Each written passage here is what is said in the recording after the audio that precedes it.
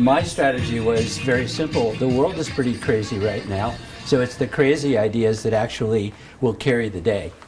Think Airbnb puts more people in bedrooms every night than all of Hilton and Marriott combined.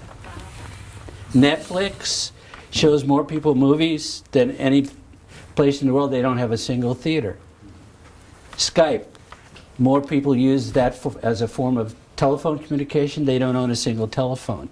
So there are other crazies in the world, and it's become important to understand craziness as a factor that contributes to being a successful entrepreneur. I've been haunted for years by the question of why do some people make their ideas work? How do they come to fruition? And then in addition to that, there are those rare birds that can do it over and over again.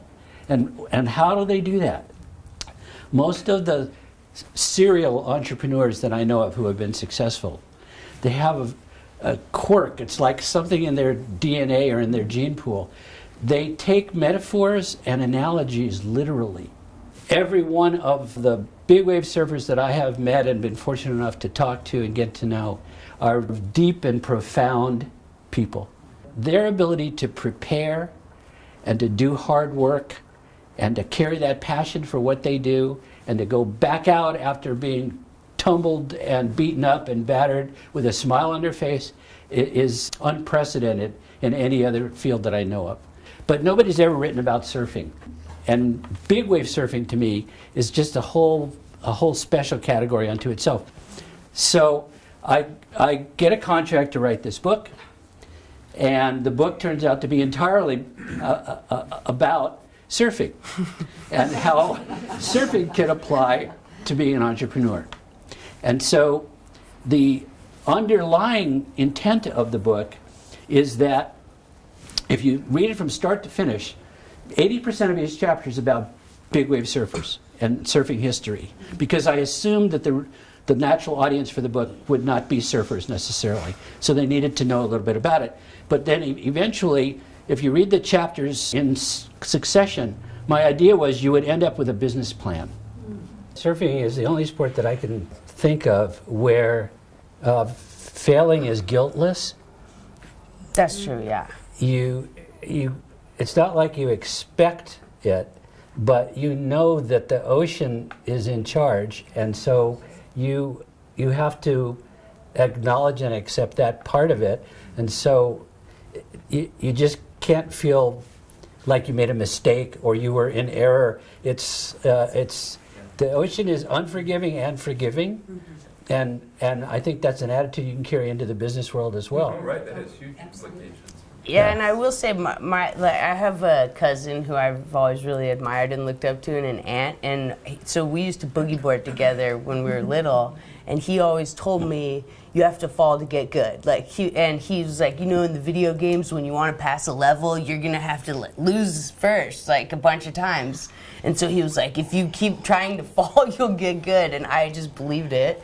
He also told me reggae cured headaches. And so I believe that too. What did you sort of learn from big wave surfing that you found was useful in business? Taking advantage of every possible variable that you have in your control, because there's always going to be the uncontrollable variables, which are the waves and the weather and surfing. And then in business, you never know what's going to happen. You can always guess and anticipate, but we know that we can take advantage of everything in our power, all those fixed variables, and that's a huge advantage right there. And just also being comfortable. I think surfing and getting in those uncomfortable situations sets you up it translates into life, whether it's, in your family and friends relationships or at work, that when those uncomfortable moments come, you're ready for it, Being a calculated risk taker is what I'd call myself. Now just imagine if everything she said, every time she mentioned the word surfing, you substituted the word business. You have a plan. You have somebody who's watching you, but they aren't really. You don't you expect one thing, but then something else happens. So just to reiterate, the metaphor to me, just kept making more and more and more sense. I always have been a goal setter, and I'm always evaluating them. Like right after the XXL Awards, I get third the other day. I'm like, okay, well, I want to win this year. So I sit down and set goals, but then also just, you guys probably know, but like in the last year, I've been a big advocate for getting women into Mavericks. So I kind of realized, especially with what was going on in the political environment, that like every time I go surfing, if one male or even female changes their view of women because they see my surfing, then that's like a march in itself, and that's empowers me and empowers them. And so my goal right now that I have on my board is like change the world through surfing, and just do whatever you can to create more opportunity. The ocean's always changing. The tide's changing. It's never staying still. And the wind, and so you have to anticipate the change and then adapt to it. And I think that's what keeps me stoked and passionate about it, is that it's always changing and it's never the same. I believe that the mind is more powerful than any of the training. When you pair up the mind with the heart, Yeah. you can tell from, she's got it in her heart, and it's driven in a nice way, so to speak.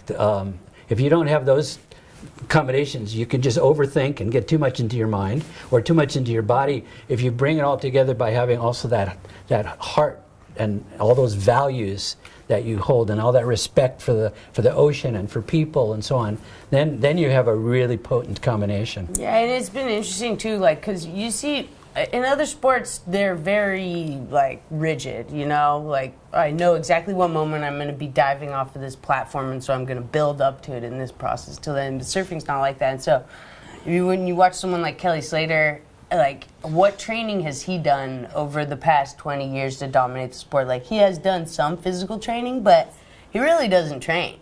He has a knowledge of the body and how it moves, but it's his mind. And so, I think that's the most powerful tool. If everybody got an ocean across the USA.